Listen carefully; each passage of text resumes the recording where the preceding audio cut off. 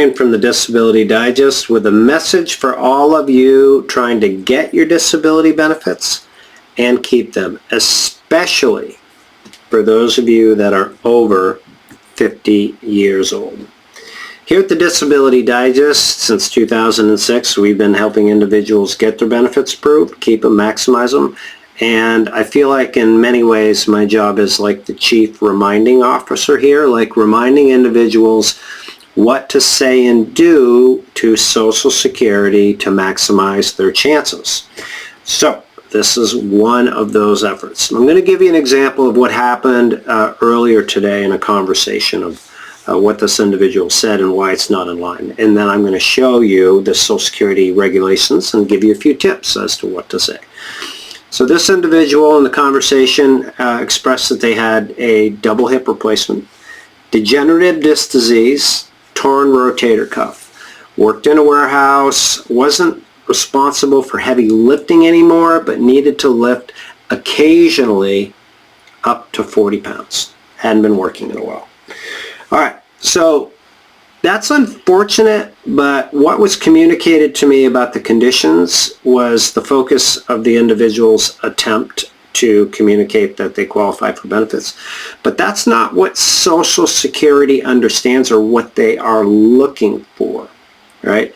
But it's common. Our medical society teaches us to express the conditions that we have. So I'm going to put a prop up on the screen here, and this is the Social Security regulation.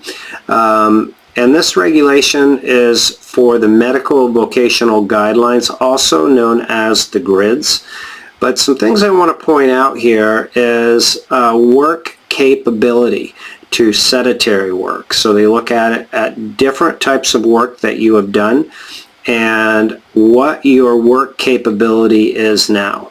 And if you've heard the term grids, they're on this page and I'll put them down below, but they have grids for sedentary work, they have grids for light work, so on and so forth. So I don't want to get super techie on you because that's not the point of this video. The point of this video is to focus more on your work. Like this individual that I spoke to this morning, and an example of that would be is that he's not able to walk more than 20 feet or stand for more than 15 minutes or sit for more than 20 minutes and can do that and going back and forth for maybe an hour and then needs to lie down and take a break for 30 minutes.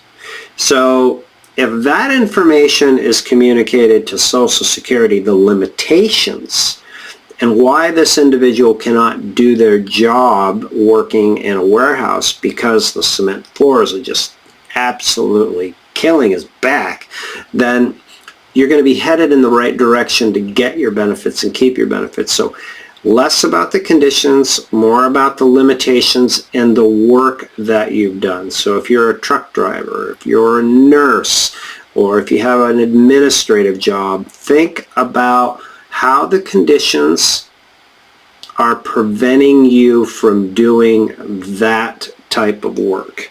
That will go a long way to helping you get your benefits and keep your benefits. When you get your benefits approved and you get your continuing disability review, you have to express the same case theory that you did to get approved. So hopefully you find this helpful. I would love to hear from you in the comments, some other thoughts you might have on this, and encourage you to stay tuned for more videos. The live events that we have, they're typically held Wednesdays at 3:15 Eastern. So hope you find this helpful. Make it a great day.